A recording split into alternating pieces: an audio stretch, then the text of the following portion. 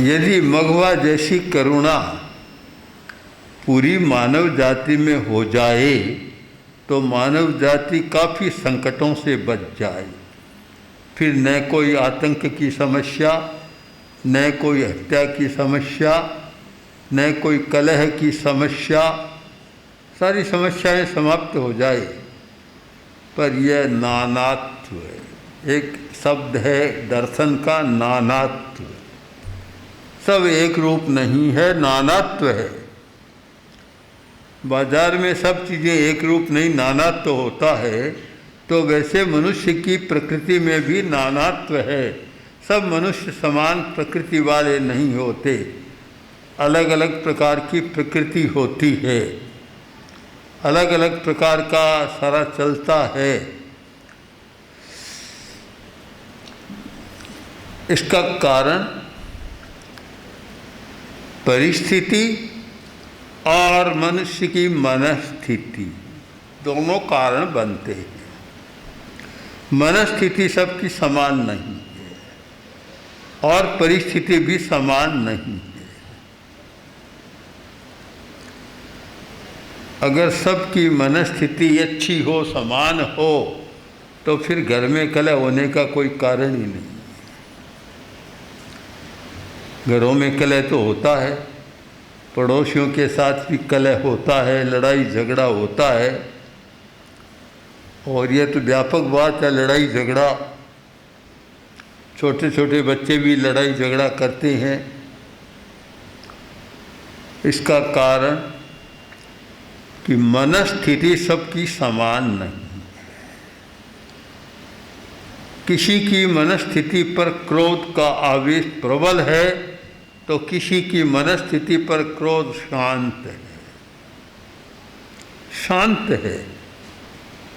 और इतना शांत होता है कि दूसरे कुछ कर सकते नहीं कुछ। एक दिन कुछ युवक मिले और सोचा कि एक संत हैं नामदेव, महाराष्ट्र में बहुत अच्छे अच्छे संत हुए, बड़े प्रसिद्ध संत। शिवाजी के गुरु भी समर्थ रामदास संत थे बड़े।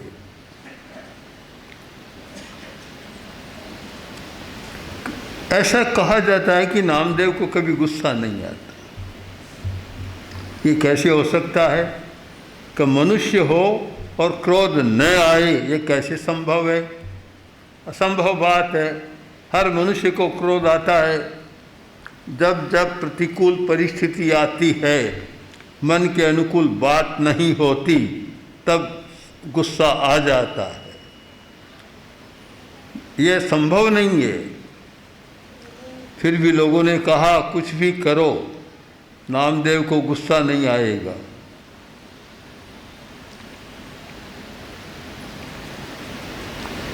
कुछ युवकों ने कहा हम इसकी परीक्षा करेंगे और उनको गुस्सा ला देंगे, क्रोध में कर देंगे। यह हो नहीं सकता कि मनुष्य है, अनाज खाता है, गुस्सा नहीं आता। ये कहावत सी हो गई कि जो रोटी खाता, अनाज खाता, उसको गुस्सा भी आता है। संभव नहीं है। तो कुछ युवक मिले। एक युवक आगे बढ़ा, नामदेव भोजन कर रहे थे, गया और जाकर नामदेव के कंधों पर बैठ गया। वे भोजन कर रहे थे। अब ना भोजन के समय कोई छेड़छाड़ करे तो सहज ही क्रोध आता है। कोई एक शब्द भी कह दे तो क्रोध आता है। और रसोई का घर तो लड़ाई का एक प्रकार से अखाड़ा ही होता है। बहुत सारी लड़ाइयाँ रसोई के घर पर होती है। बैठ गया। नामदेव ने देखा कोई आया है।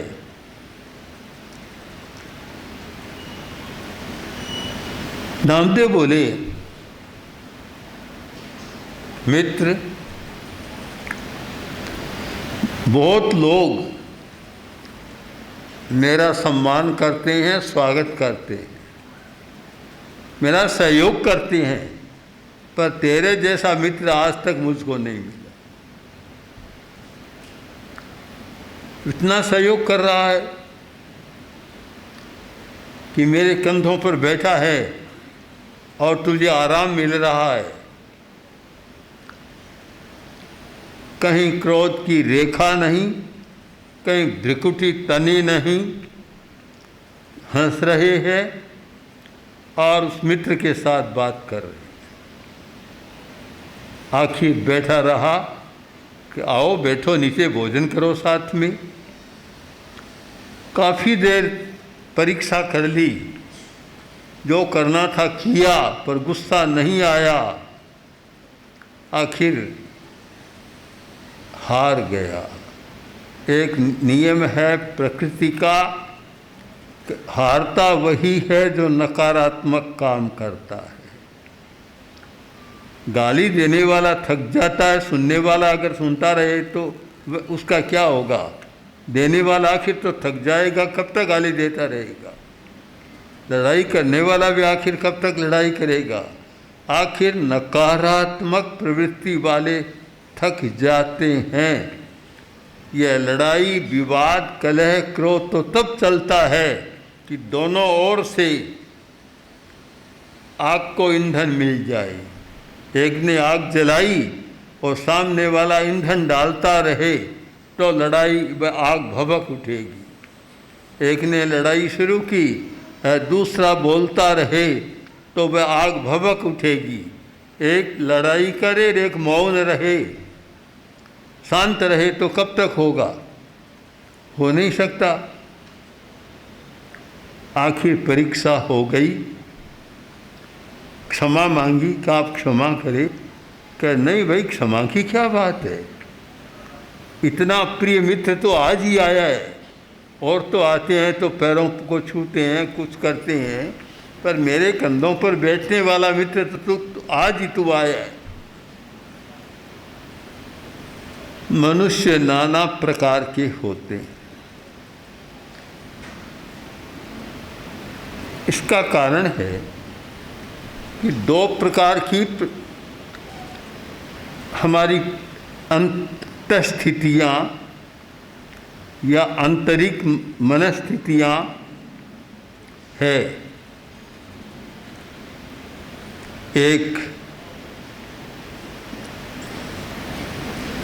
शांति की है, एक उत्तेजना की।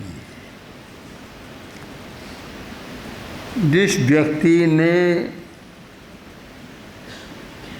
दुनिया के दृश्यों को देखा है और जिसने चिंतन किया है और जिसने अपने क्रोध पर, आवेश पर, उत्तेजना पर नियंत्रण की साधना की है, वह बदल जाता है। बड़ा कठिन काम है, साधना के बिना यह संभव नहीं है।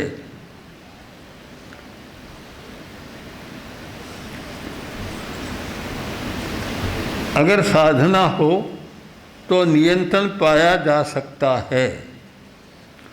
हम दुनिया की बात छोड़ दें, दुनिया में तो बहुत क्रोध चल रहा है, आवेश चल रहा है, मारकाट चल रही है, हत्याएं चल रही है। मनुष्य को मारने का मतलब तिनका तोड़ने जैसा भी नहीं रहा, इतना भी नहीं है। सब कुछ चल रहा है, किंतु एक दूसरी दुनिया जो शांति से जीना चाहती है, शांति में रहना चाहती है, वह दूसरी दुनिया है। और वह दुनिया कब होती है? जब आंतरिक चेतना जाग जाए। हमारी चेतना के कई स्तर हैं, हमारे मस्तिष्क में भी चेतना के कई स्तर हैं। मस्तिष्क विज्ञानी मानते हैं कि मस्तिष्क में 3 लेयर्स, 3 परतें हैं।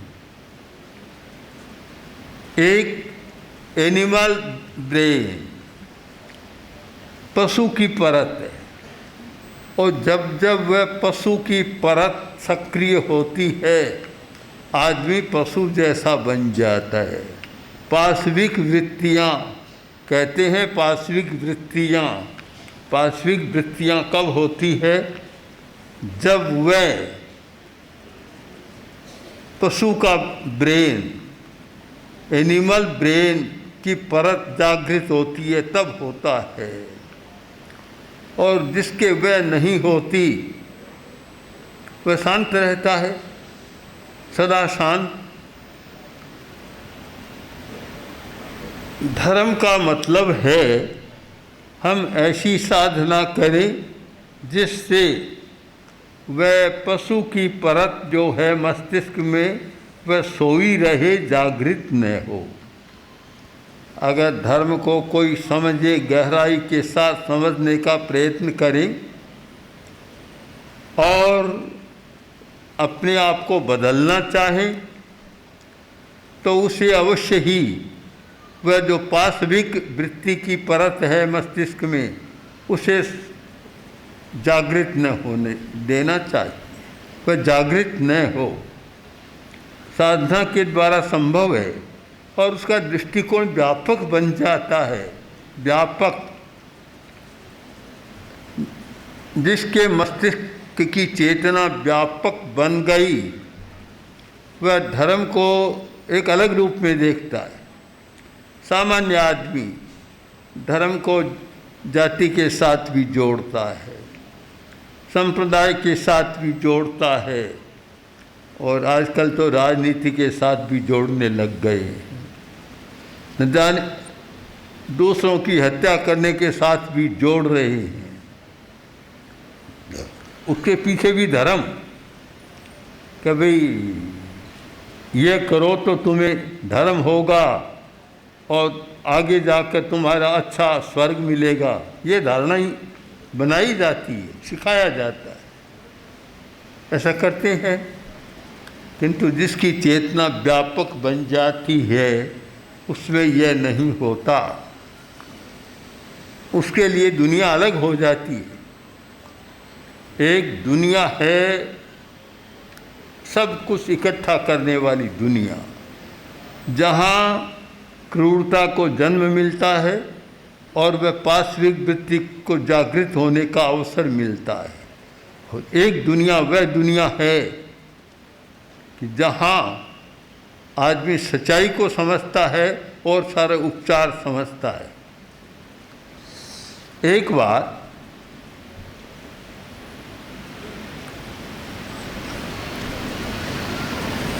मुगवागणी की घटना भी शायद बता दी होगी या आगे आ सकती है।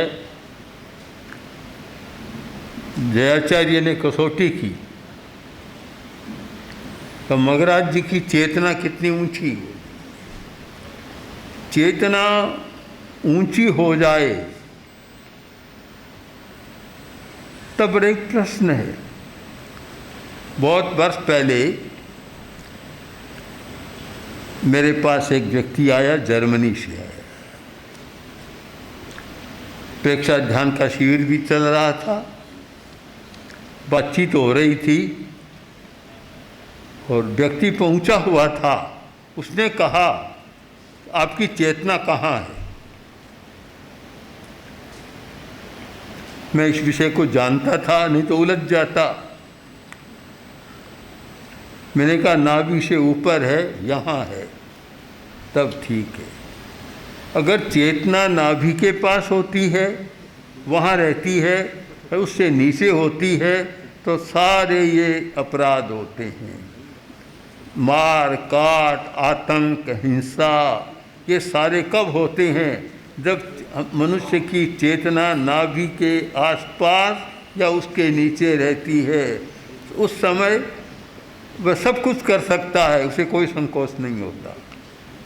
और जब मनुष्य की चेतना नाभि से ऊपर उठकर विशुद्धि केंद्र गले के पास या भृकुटी के पास या ज्ञान केंद्र में आ जाती है, फिर सारा आदमी बदल जाता है, ये सारी बातें बदल जाती। ये सारा निर्भर है चेतना पर कि चेतना कहाँ है।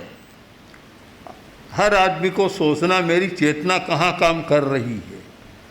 चेतना नीचे है तो वह नीचा काम करेगा, चेतना अगर ऊर्ध्वगामी है, ऊपर है, तो वह उदात्त काम करेगा। जब चेतना व्यापक बनती है उसका दृष्टिकोण बदल जाता है। तो एक सन्यासी था,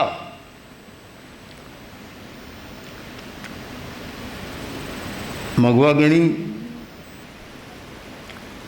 ने भी कसौटी की थी, सन्यासी की भी कसौटी थी। मघवागणी ने साधुओं से कहा कि जाओ, जयाचार्य ने मघवागणी की कसौटी की कि जाओ, मगजी बैठे हैं, भीत की तरफ मुंह है। आगे हम लोग साधु लोग पढ़ते थे, मुंह भीत की ओर कर लेते थे। आजकल तो ये प्रथा हमारी कम हो गई। हम लोग जब पढ़ते थे तो मुंह भीत की तरफ रहता था और खूब जोर जोर से रटते, कभी भीत से टकरा भी जाते थे। भीत की ओर था, जाओ और कुछ धूल मगजी के सिर पर डाल दो, पीछे डाल दो। संत गए, बड़ा कठिन काम था। एक और युवाचार्य मगराज, दूसरी ओर जयाचार्य का आदेश। अब कितना बीच में फंस जाता है साधु, बेचारा क्या करे, क्या करे, करे तो क्या करे, करे तो भी अच्छा नहीं, न करे तो भी जाए कहाँ।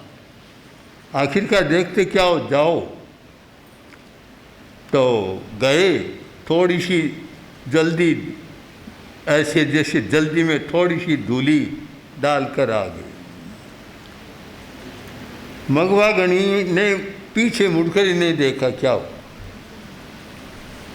देखा नहीं। बात समाप्त हो गई। आए तब जैसे ने पूछा, मगजी आज क्या हुआ, तुम्हारे पीछे किसने कोई धूली डाली के?